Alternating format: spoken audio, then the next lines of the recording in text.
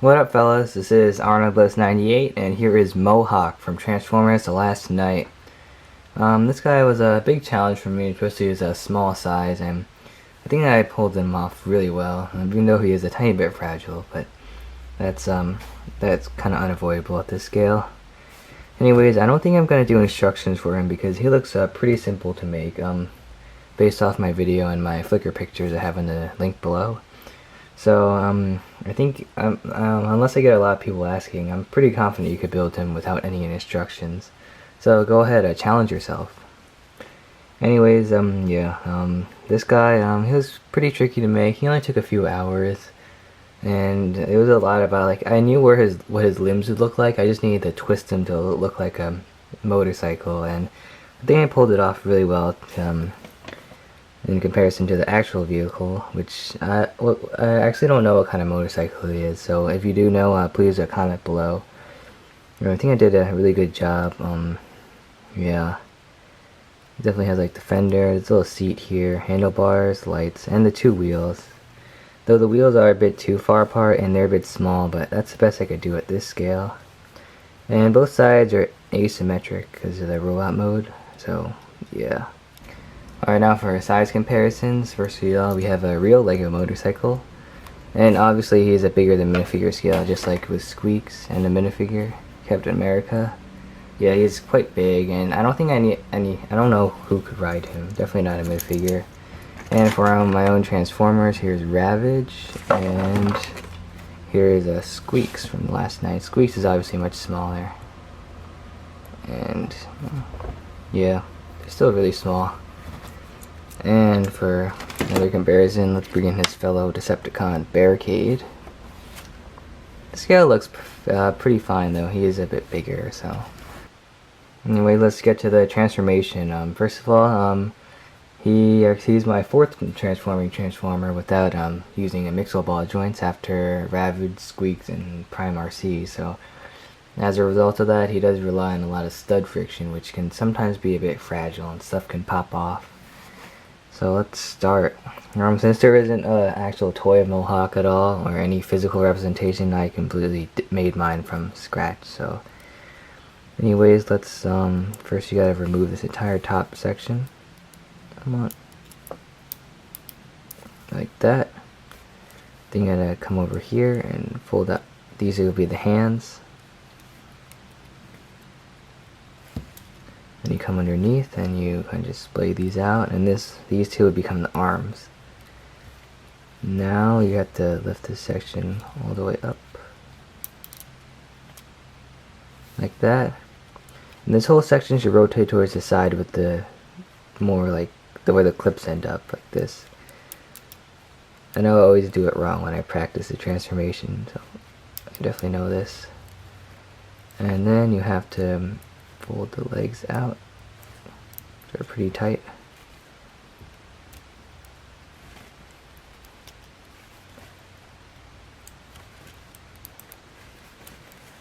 Like that. Rotate this. And you pretty much know where all his limbs are going to be. You rotate these sections up. And there's heads between his legs.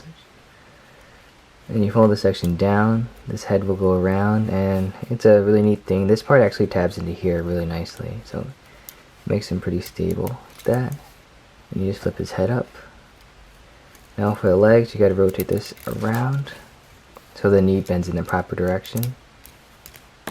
Oh.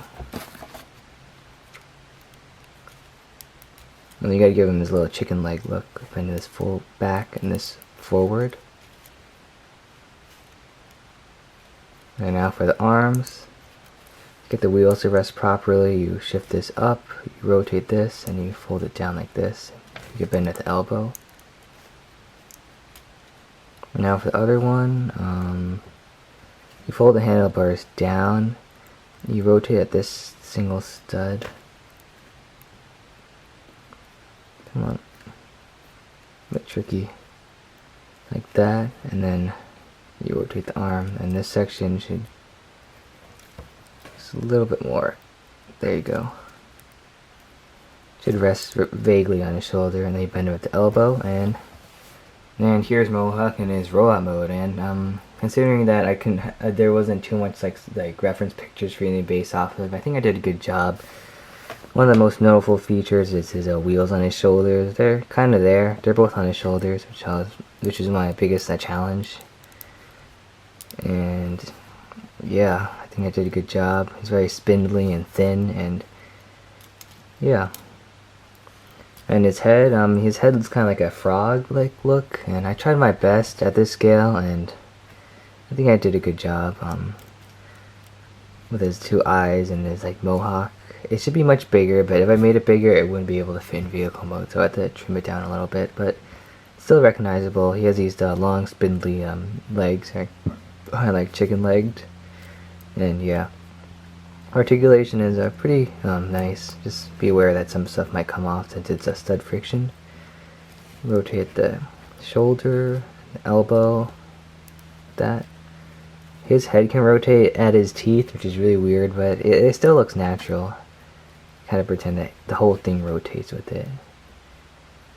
And the same with the other side of the arm. Legs are flexible too.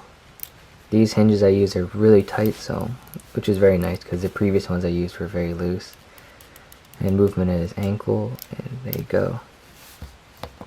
There you go, there's not much to him. He's really small and simple. And he doesn't come with any weapons, which I think they showed some concept art with him like holding knives, like fighting Drift, but obviously that didn't happen in the movie. And I think Mohawk didn't really do anything during the entire fight. He didn't even fight the Autobots at all. Alright, let's wrap this video up with some robot mode size comparisons. First of all, we have Squeaks. Both of these are bigger than my other Transformers, like scale-wise. We have Ravage. And then we have a minifigure, which is a Rockstar from the collectible minifigure series. I could have used the Mohawk on him, but it only comes in like green, well, lime green specifically, in this like store exclusive minifigure pack. And the minifigure that has like the lime green Mohawk costs like $20 at the cheapest, so. And either way, it wouldn't fit in vehicle mode, but it would have been nice to use actual Mohawk. And now let's compare him to the fellow Decepticons. First of all, we got a Megatron, which is he's very big. I gave him his fusion cannon hose. I still need to do a lot of like tinkering with his transformation still to make him much better. And then we have Barricade here. I kind of had a solution for his Gatling gun thing. This looks alright. I'll still mess around and find a better solution for that. And there you go, he is with his Decepticons, and I definitely will be making more.